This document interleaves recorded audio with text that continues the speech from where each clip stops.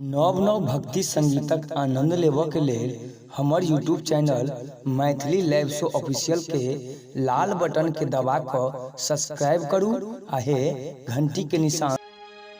आहे के यो मोरा रोपलग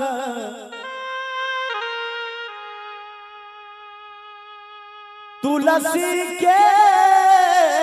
गाछ हके यो नीत जलाबा धारई नहे ललना रे काऊ मेरे बड़िया नजरी लगा वल से तुलसी तुलसी सुखाइए ललना रे काऊ मेरे बड़िया नजरी लगा वल से तुलसी तुलसी सुखाइए गेलइए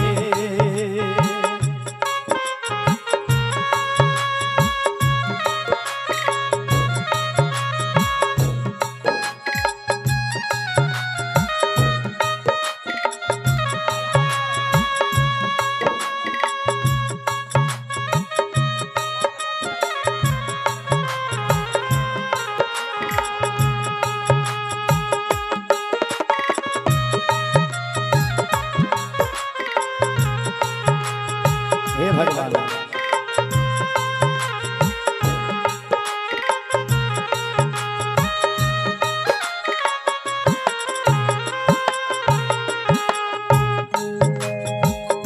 सासु मोरा रोपला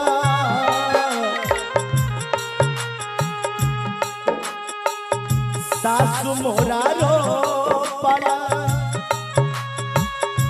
तुलसी के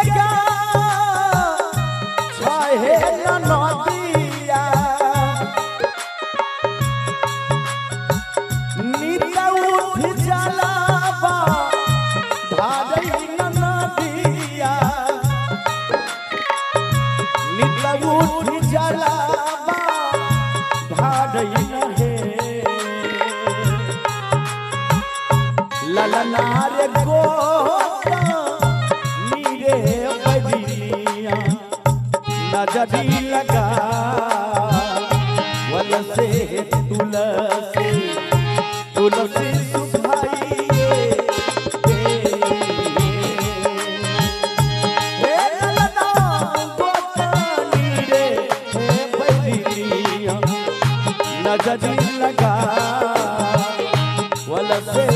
तुलसी तुलसी सुखाइए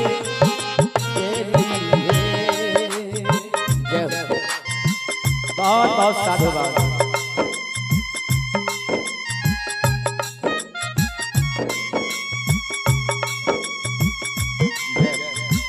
जय भगवान।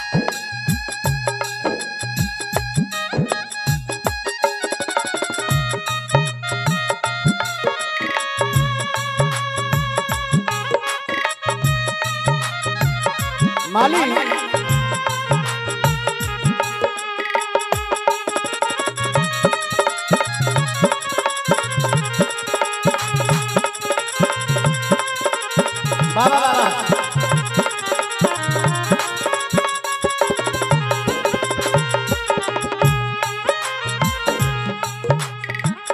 सासु मोरा मोरी मोरी हर के लई हे नदिया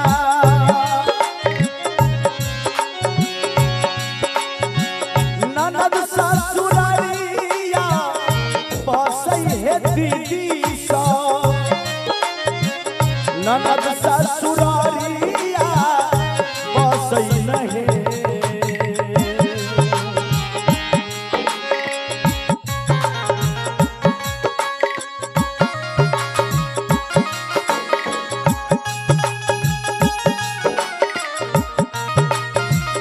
आहा विधाता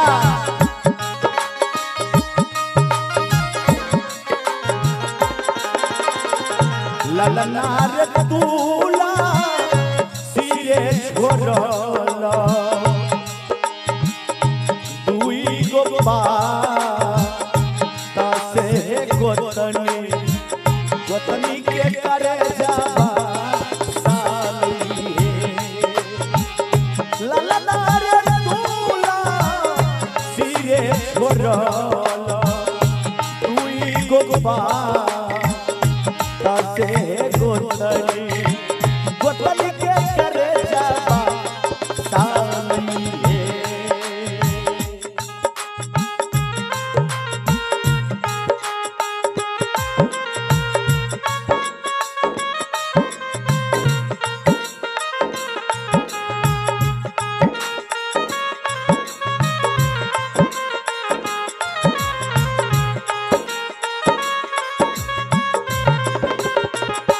सब पावन ये धरती पर निकला